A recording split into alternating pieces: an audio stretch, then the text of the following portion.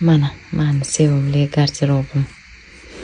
Bir haftaligimni taxlab qo'ydim. Yana boshqa formalarim ham bor, lekin ular hali qurmagan. Shunga dazmollamadim. Eng yoqadiganlari. Tak. Shunaqa mani garderobim shu, bilasizlar.